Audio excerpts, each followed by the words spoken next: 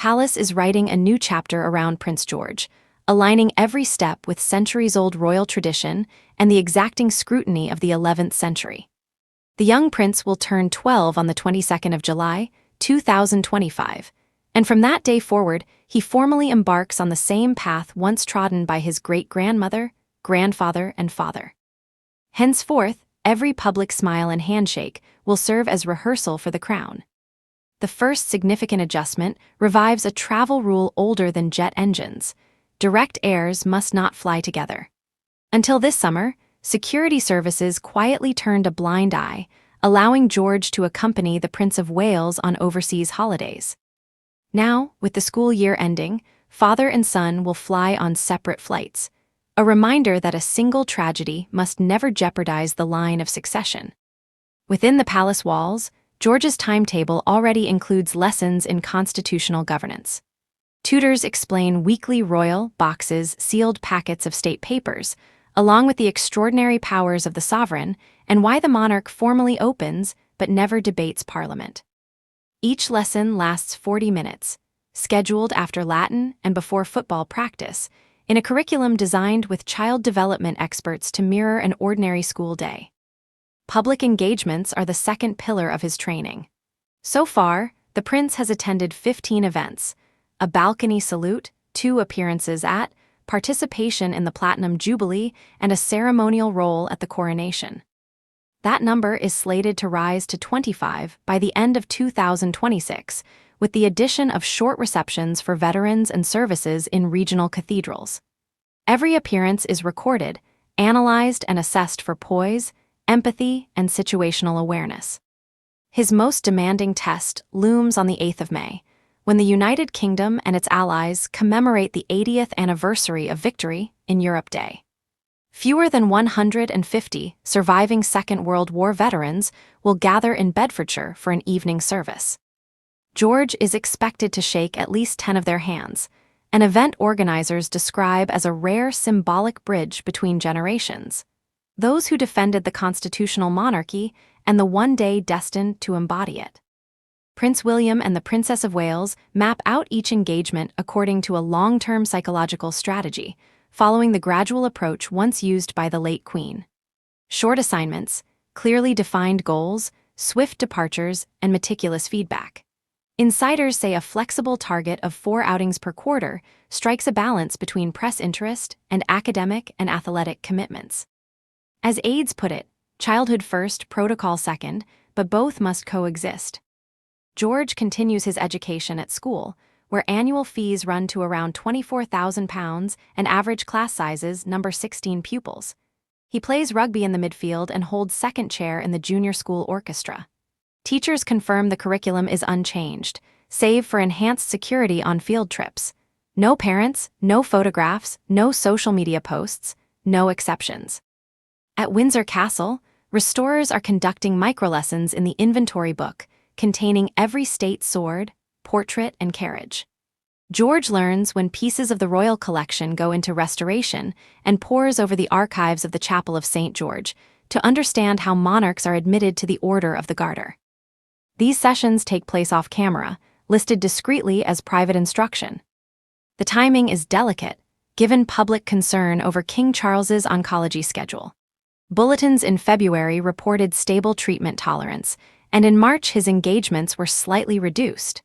Each royal health update impacts approval ratings. According to In April, overall support for the monarchy stands at 62%, but falls to 46% among Britons under 30. Analysts link these figures to a sense of relevance. A visible, accessible heir is perceived as an antidote. The Wales family understands the power of visual signals. After a 90-second delay at the coronation ceremony in May 2023, when the family procession arrived after the king, new timing buffers were built into ceremonial protocol. If George travels by carriage, the unmarked Range Rover follows. If an event extends beyond 15 minutes, a subtle signal prompts the royal ushers to make a simple movement on camera, avoiding awkward silences. Security levels rise in parallel. The Metropolitan Police have upgraded air protection to be DEA status for out-of-school engagements.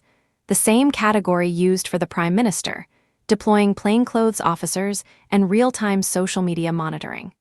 Digital forensics teams scan the official app hourly to detect potential gatherings by geolocation.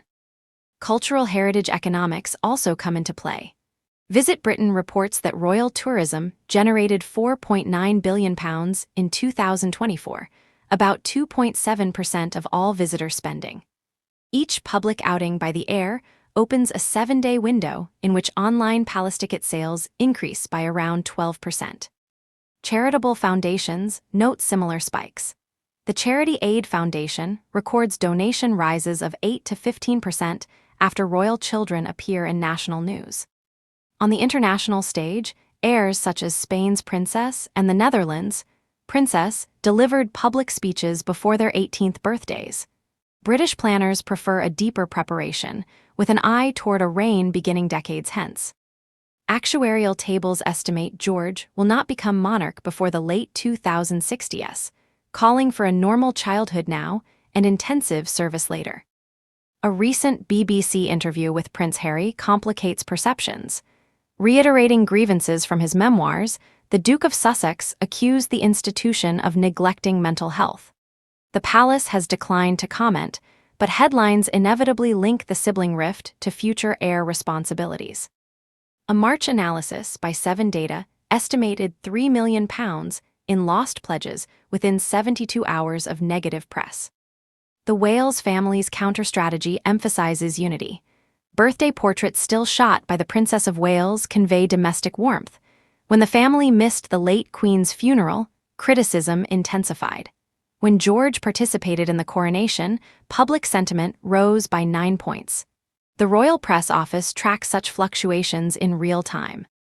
The Sovereign Grant Expenditure Report shows that security and travel consumed 55% of last year's royal budget, £107 million. Every new line in George's training plan is funded by the Treasury and audited by the National Audit Office. Officials insist any extra costs will be proportional and transparent, mindful of taxpayer sensitivities, especially when young royals travel by or plane. Cultural diplomacy often overlaps. Foreign Office discussions consider including the prince in next year's Commonwealth Youth Forum in Samoa. No decision has been reached, but precedent exists. Prince Charles greeted delegates in Malta at the same age. Such participation would signal a long-term commitment without embroiling the heir in political complexities. Meanwhile, daily life continues.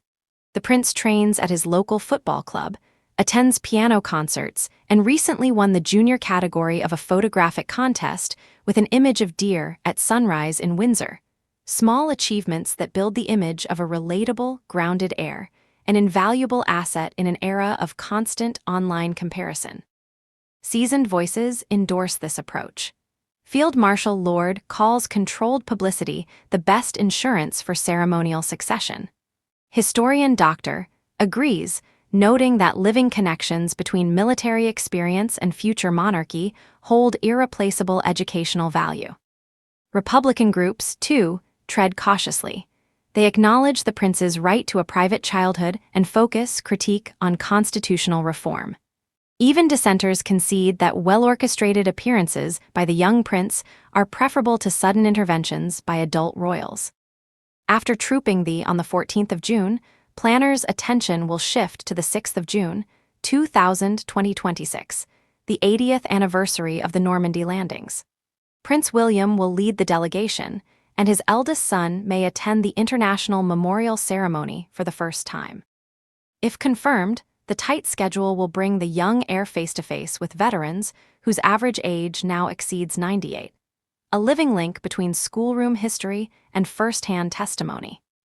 Royal diaries already mark symbolic centennials, the centenary of the Royal Horse Artillery in 2037, when George will be 24.